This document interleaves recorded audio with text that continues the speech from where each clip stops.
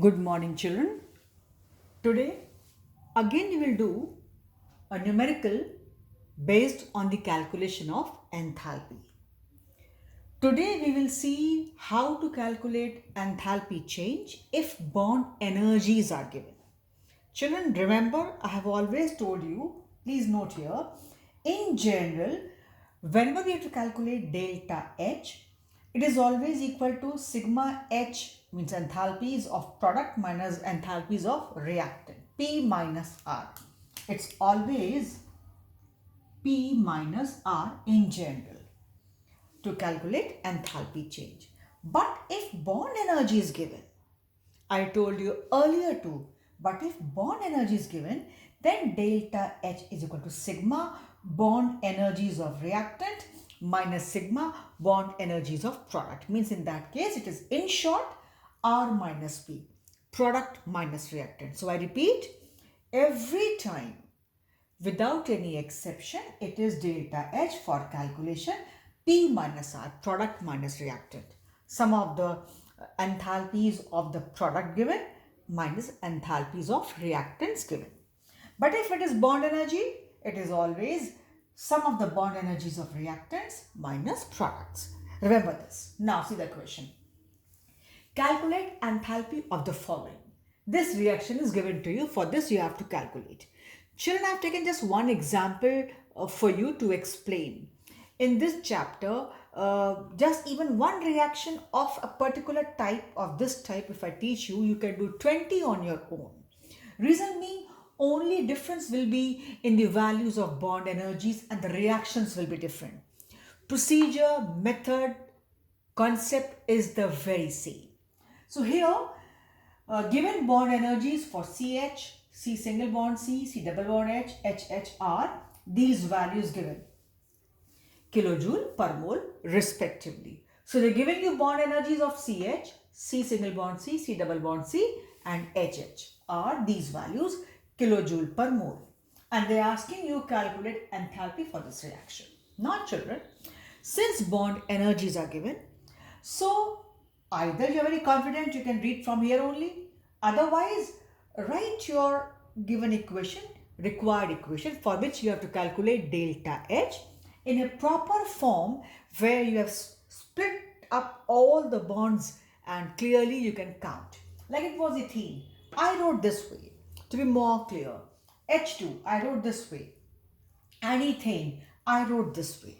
Because ultimately I have to use bond energies. So if I split open the molecules, the entire equation in the form of bonds, it will be easy for me to calculate and I'll be having more scope for going correct than going wrong. Here I might make mistake, you may make mistake, but if it is a bonds written clearly, then there's no scope for you to go wrong.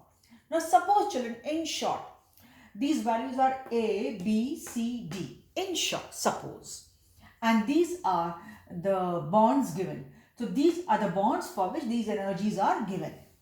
So with the help of this given information, we have to calculate delta H. So what should I do? I first wrote the equation.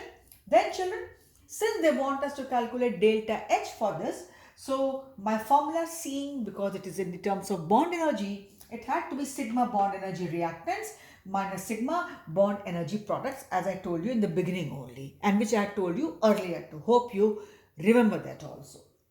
Now, I can see I have 4 times CH bonds here. So for CH bond, this is energy given 414. So I wrote 4 into 414. Plus, I have 1 times C double bond C. So for C double bond C, the value is this C 615. So 1 into 615. Why 1? Because we have only 1 C double bond C. Then I have this H single bond H, and that too only once. So 1 into the bond energies of H single bond H is 435 into 435.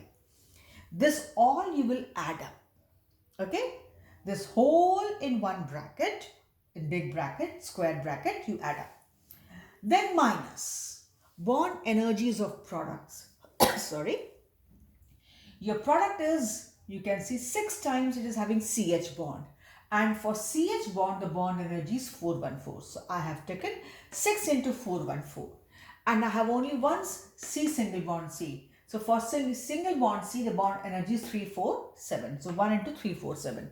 So I added up all the bond energies of the reactants and all bond energies of the products.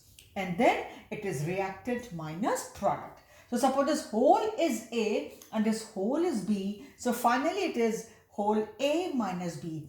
A was reactant, B was product. Or let us say R is reactant and P is product. I just add this whole is R, this whole is P. This whole is sigma R, this whole is sigma P.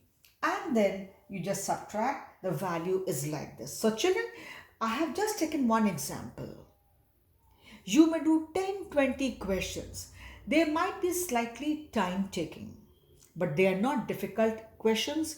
They are not impossible ones. They are very simple. Believe me, there's no formula to be learned.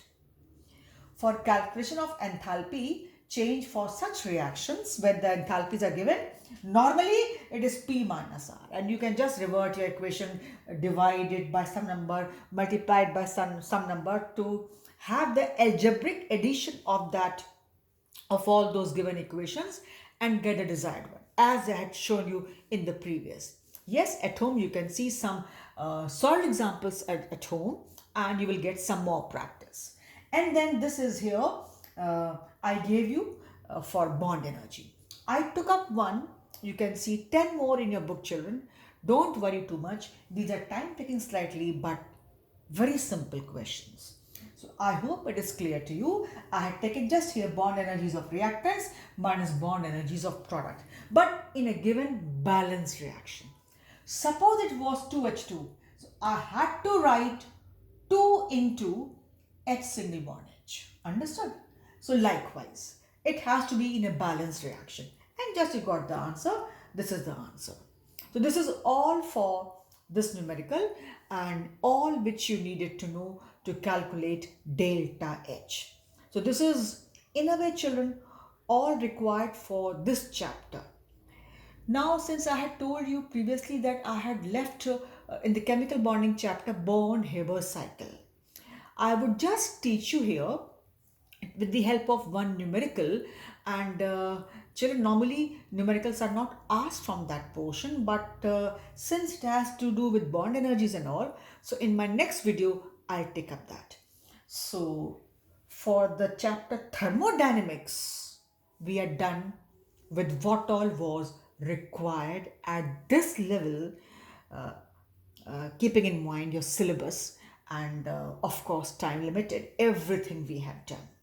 So if you're thorough with those points and you do the numericals the way I told you, you see some, I'm just saying you see only solved examples, that will also help you. So this is all for the chapter thermodynamics. Now I take up Born-Haber cycle in my next video. That will be a portion which was remaining from chapter chemical bonding. It was left there deliberately. So now you'll be able to understand that portion in a better way and in a faster method, in a faster way. So now this is all for the chapter thermodynamics. For this chapter, we stop here.